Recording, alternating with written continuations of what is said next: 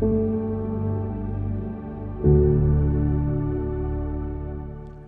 are your heroes? I would suggest a few that you might add to your catalog of heroes. If you don't know who Jacob Parrott was, on March 25th, 1863, Jacob Parrott was the first person to be awarded the Congressional Medal of Honor. The Congressional Medal of Honor had been established by the Army and the Navy in 1862 to honor the soldiers, the courage of Union soldiers during the Civil War. Over 1,500 of these recognitions were given to individuals after the Civil War.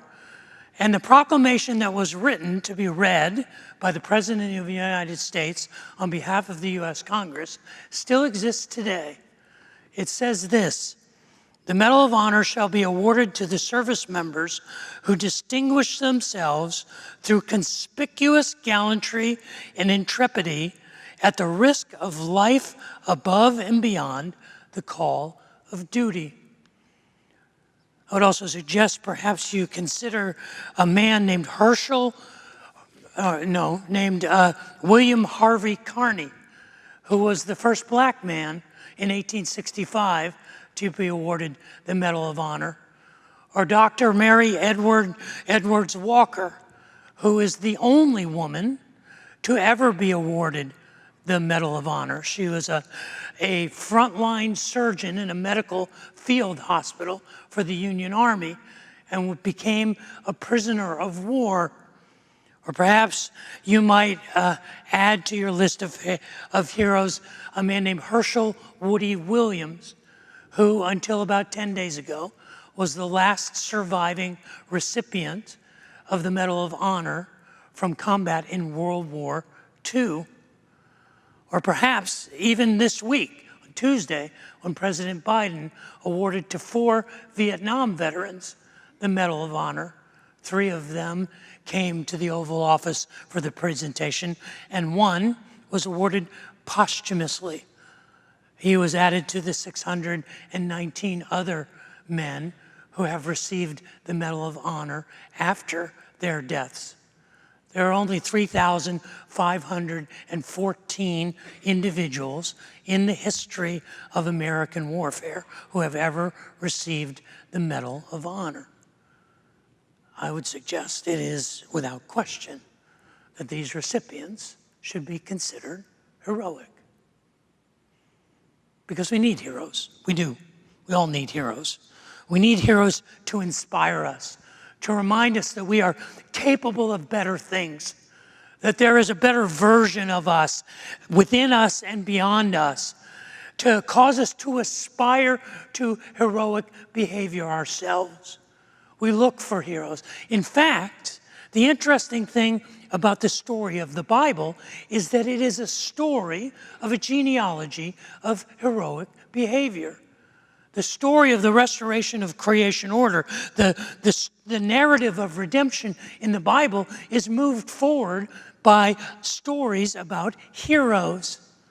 But the interesting thing about the heroes of the Bible is that the Bible is honest about them, because perfection is not an attribute of a hero. And all of the heroes of the Bible show us their limitations and their flaws and their liabilities. And this is what true heroic behavior is about. It's about what we accomplish in spite of our limitations. It's when we turn our weaknesses into strength, when we turn our adversity into victory. True heroes are born out of their liabilities, out of their imperfections. I want to spend the next few weeks looking at the life of one of the most iconic heroes in the Hebrew Bible, a character that has been revered for 3,000 years. His name is Elijah. Elijah is one of the most iconic heroes in the history of the people of God. Elijah was born in a small region of Gilead. It says that he was a Tishbite, We're not exactly sure what a Tishbite was, but more than likely it meant that he was an outsider, a gypsy, a sojourner, a man who lived outside of the conventional norms of society. But Elijah is most famous for the miraculous events that happened through his life. Through Elijah's life, there were three separate times, when fire came down from heaven. There were a number of times when Elijah actually manipulated the weather. He called forth drought, or he called forth storms. There were other times when Elijah literally raised a person from the dead. One time Elijah was hiding from the wicked king in a cave, and he was fed by ravens. But most notoriously, Elijah was famous for not dying. You see, Elijah didn't die. He was transported to heaven on a chariot of fire drawn by horses of fire that was caught up in a whirlwind as his protege, his disciple Elisha, looked on. And so Elijah is one of the great heroes of the Hebrew people. But Elijah was a train wreck. He was a mess of a human being. He had remarkable flaws and limitations. And I want to look at the life of Elijah, not only to be reminded about the need we have for heroes, but to remind ourselves that we, in fact, have the capacity to be heroic. And today I want to look at one of Elijah's great vulnerabilities. And it's a vulnerability that many of us share. It is a vulnerability to anger. How do we deal with the anger and our temper and our frustration that sometimes overwhelms us when the world around us seems to be falling apart? How do we deal with that? I want to place a grid over the life of Elijah and see if we can't come up with some lessons about how to manage our anger heroically. But before we talk about that, would you pray with me for a moment? Father in heaven, I would ask that the words of my mouth, the meditations of my heart, would be pleasing in your sight, that you would use your word spoken by your servant, anointed by your Spirit, to inspire us to be heroes in our community, in our families, and in our lives. Pray that for myself and for my family, for all of us here. For I ask that in Jesus' name. Amen. Now, I'm out on a biblical limb here, and I'm going to be on that limb all morning. But there's no verse that tells us that Elijah was angry. There is no verse that says, and Elijah burned with rage. But he had every reason to be angry because Elijah was living in dark days. In the year 931 BC, after 3 generations of increasing prosperity, the people of God, the nation of Israel, was blown apart.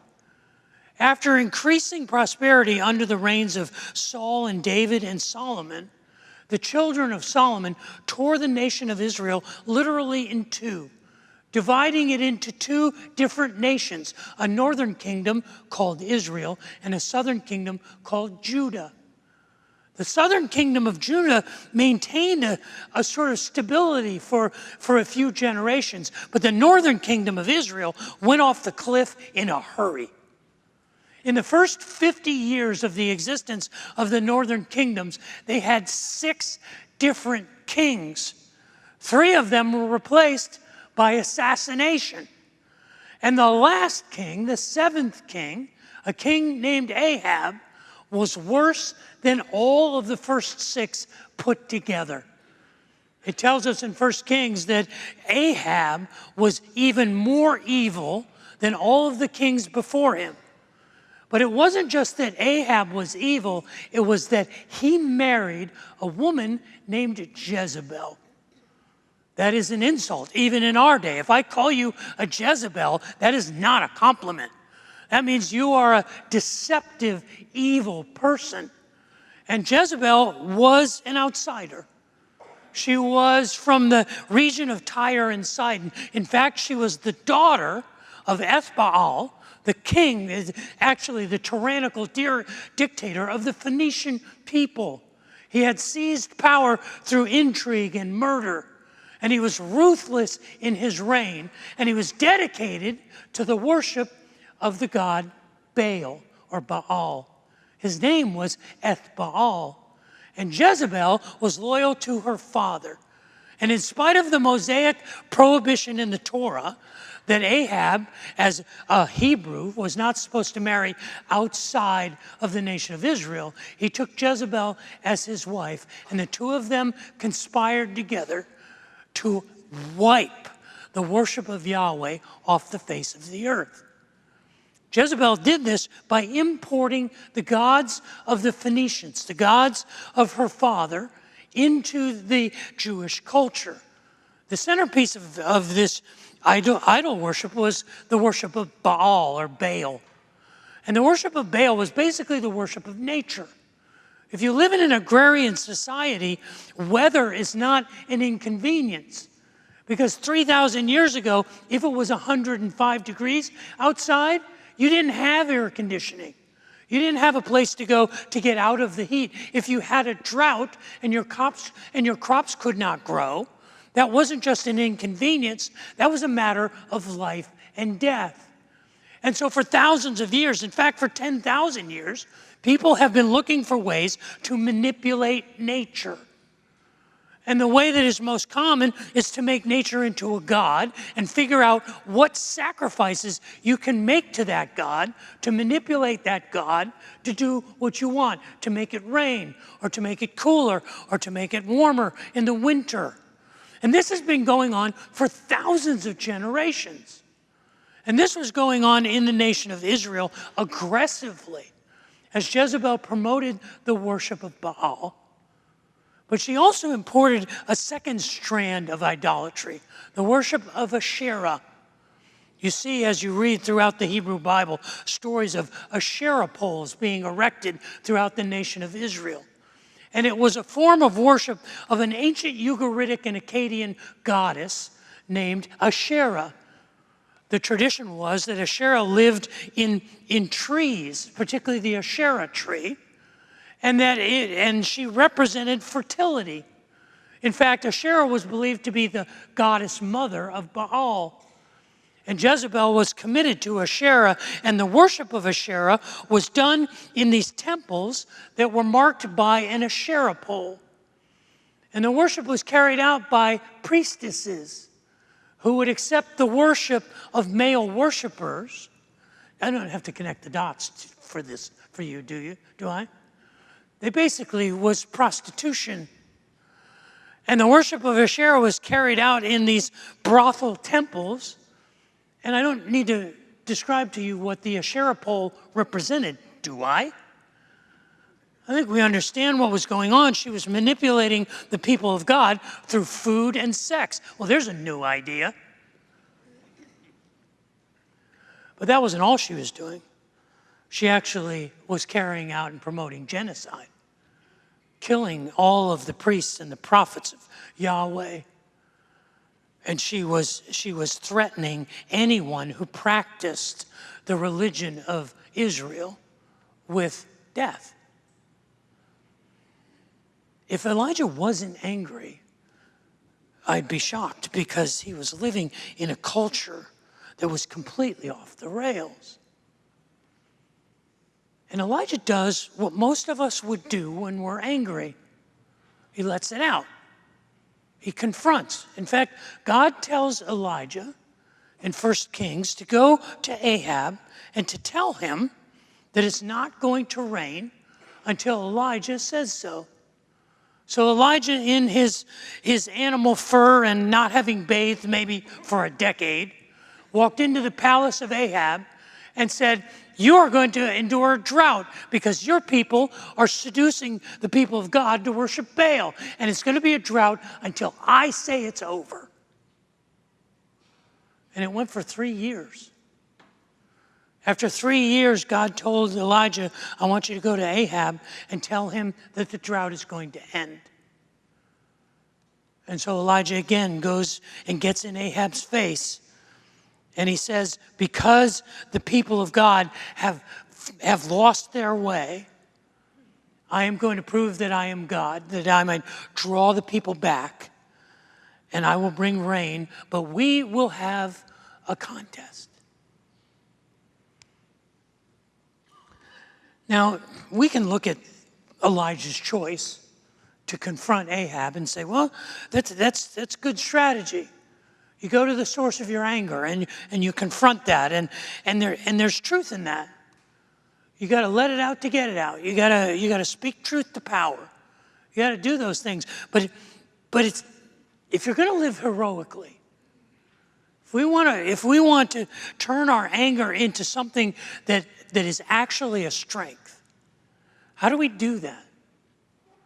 I want to suggest 3 steps today. 3 steps that Elijah didn't exactly follow, but that I think any of us can follow in cutting a path to redeem and to live heroically when we are frustrated and when we are angry.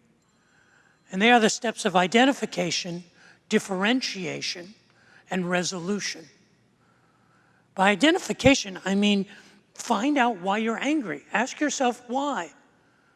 It is commonly agreed by most psychologists that anger is a secondary emotion. Anger is an indication that something else is going on, that something else is going wrong. Why is our fuse so short? Why is our temper so volatile? Why do I find myself frustrated when someone just changes lanes in front of me on the highway and I have to tap on my brake? Why am I driven to the point where I want to sell my children into bondage because they're making me crazy? Why is it that I'm constantly yelling at the television set when I'm watching the news? Why am I so overwhelmed with anger? We have to identify the source, because the anger is not the issue. The issue is what is causing the anger. And what can cause the anger is hunger, lack of sleep, stress, insecurity, depression, fear. And so we have to identify what is really going on with us. What was really going on with Elijah, he realized that the people of God had lost their way.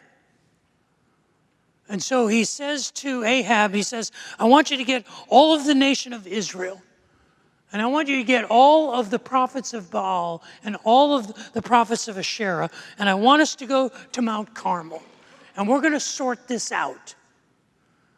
And if Yahweh is God, then let Yahweh be God. And if Baal is God, let Baal be God. But we're going to get to the root of this.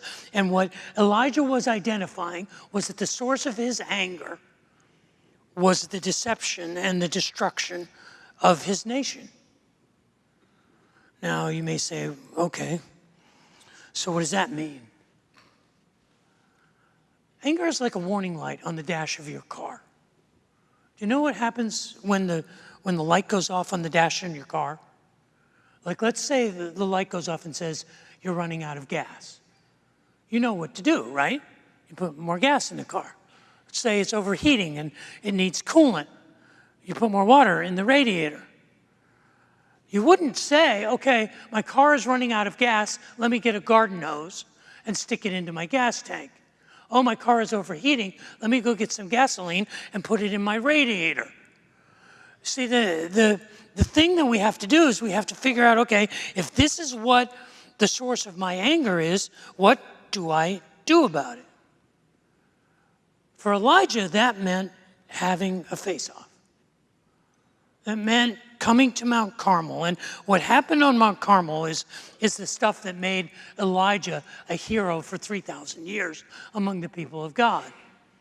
He gathered the nation of Israel, all the people of Israel, and the prophets of Baal and the prophets of Ashira on the top of Mount Carmel, which was a place where Baal was worshipped. It was their home court advantage. And he said, well, I want to have 2 bulls. And I want the prophets of Baal to slaughter one, and I want the prophet, and I will slaughter one. And we will build 2 altars, and we will put wood on the altar. And we'll take the slaughtered bull, and we will put it on the altar, but we won't light it on fire. And the prophets of Baal will call to their God, and I will call to my God, and we'll see which God brings down fire and accepts the offering.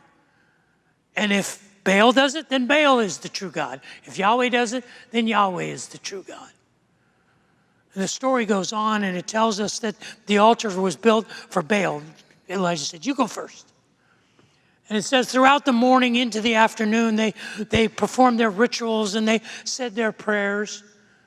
And early in the afternoon, Elijah began to mock them, say, maybe you should speak up. Maybe you should yell out a little louder, because maybe your God is indisposed. Maybe your God is relieving himself. Maybe your God is on a vacation. Maybe your God is hard of hearing, or maybe your God is asleep and you need to wake him up. And it says that the prophets of Baal and Ashira got all the more violent. And they went into rituals where they were cutting themselves and they were screaming. And they got to the end of the day. And Elijah said, enough. And he gathered the people of Israel, and they built an altar out of 12 stones to represent the people of God. And they piled the wood on it, and they slaughtered the bull, and they put it on it. And then they dug a trench around it, and Elijah said, I want you to go down into the Kishon Valley, and I want you to bring up water, and I want you to drench the altar with water, and I want you to do that 3 times. And then probably late in the evening, probably in the early morning hours, Elijah simply prayed, God, I want you to show your people that you are their God.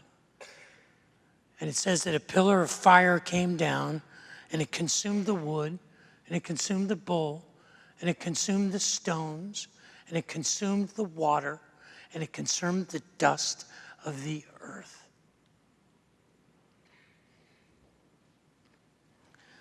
You see, the way that we deal with our anger should be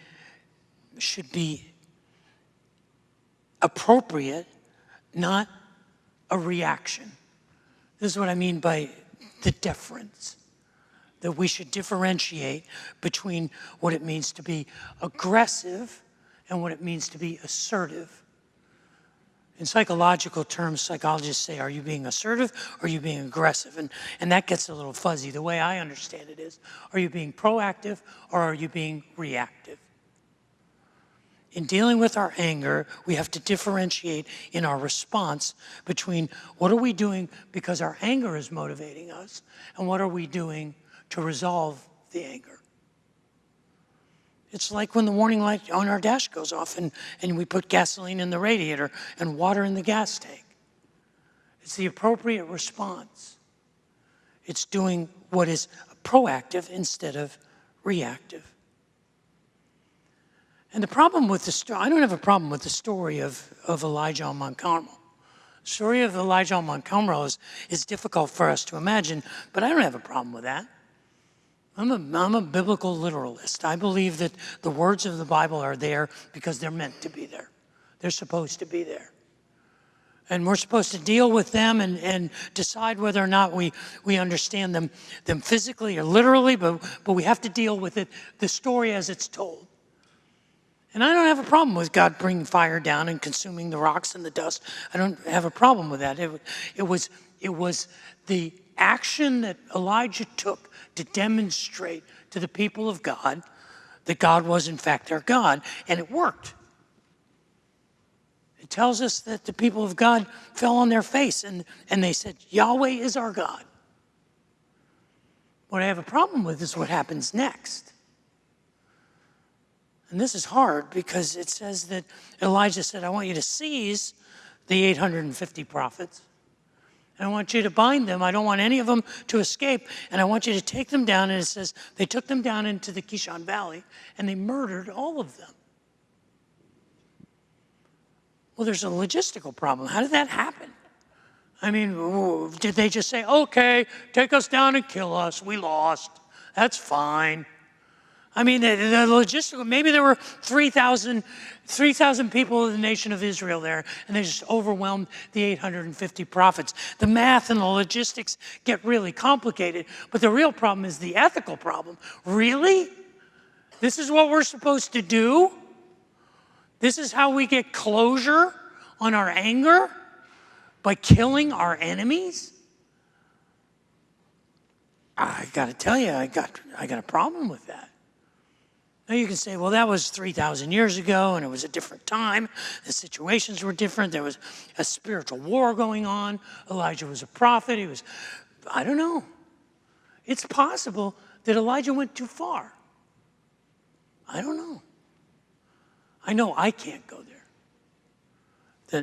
That is not how I'm supposed to react to my enemies.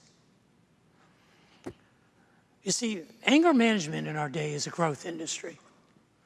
And I think it's a growth industry because we're increasingly confused about how do we get closure on our anger, on our frustration.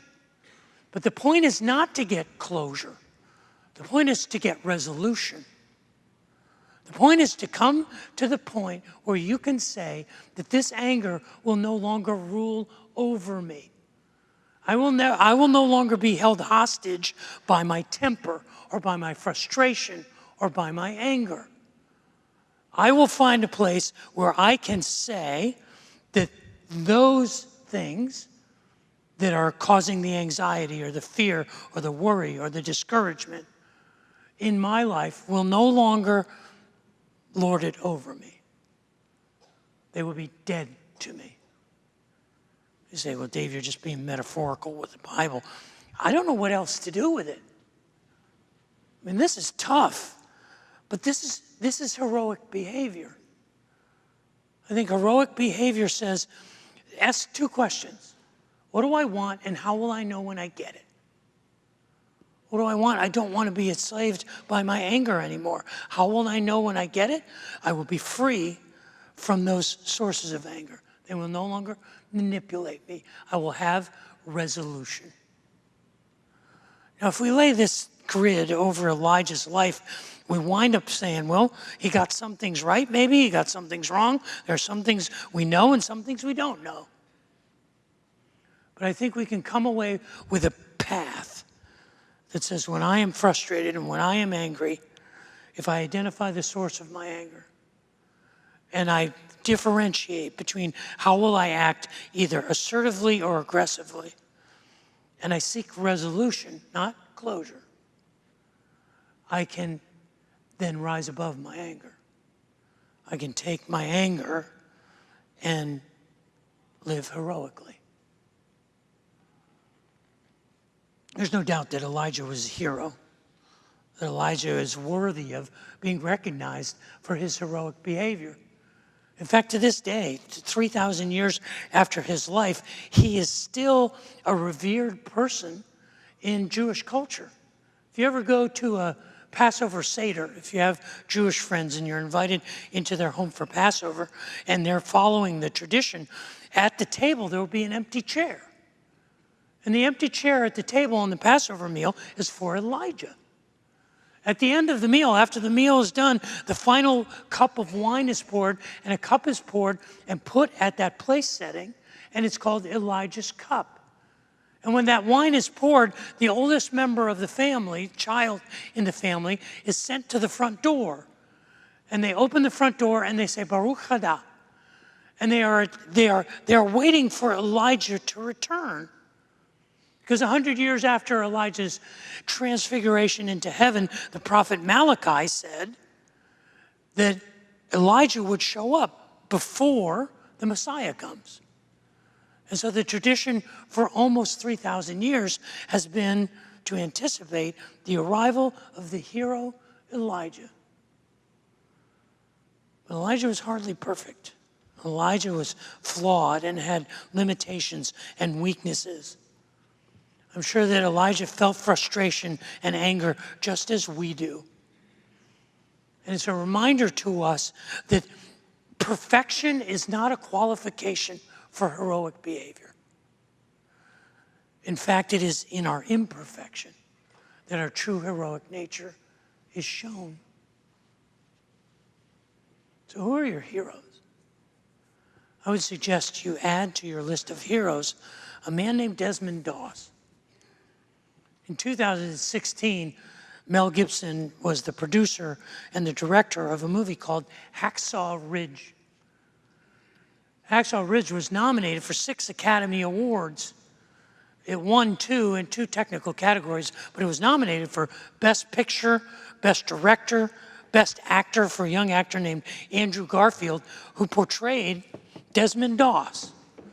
Desmond Doss was an infantryman in World War II, but he was also a conscientious objector. In World War II, it's estimated there were over 70,000 conscientious objectors who deferred their military service. Of those 70,000, there were over 25,000 who actually enlisted in spite of their conscientious objector status. Many of them became chaplains, and a large number of them, like Desmond Doss, became Army medics. It was in the Battle of Okinawa and the Battle of Hacksaw Ridge that Desmond Doss proved his heroism above and beyond the call of duty. He was awarded the Medal of Honor by President Harry Truman, and a statement went on to describe his acts of heroic behavior, and this is how it ended. On 21 May, PFC Doss fearlessly gave aid to the injured until he himself was seriously wounded in the legs by the explosion of a grenade. Rather than call another aid man from cover, he cared for his own injuries and waited 5 hours before litter bearers reached him and started carrying him to cover. The trio was caught in an enemy tank attack, and PFC Doss, seeing a more critically wounded man nearby, crawled off the litter and directed the bearers to give their first attention to the other man. Awaiting the litter bearer's return, he was again struck, this time suffering a compound fracture of one arm. With magnificent fortitude, he bound a rifle stock to his shattered arm as a splint and then crawled 300 yards over rough terrain to the aid station. Through his outstanding bravery and unflinching determination in the face of desperately dangerous conditions, PFC Doss saved the lives of many soldiers. His name became a symbol throughout the 77th Infantry Division for outstanding gallantry far above and beyond the call of duty. There's no doubt that Desmond Doss was a hero, but I also have no doubt that the capacity to live heroically is in each of us. So maybe the question isn't, who are your heroes? The question is, whose hero are you?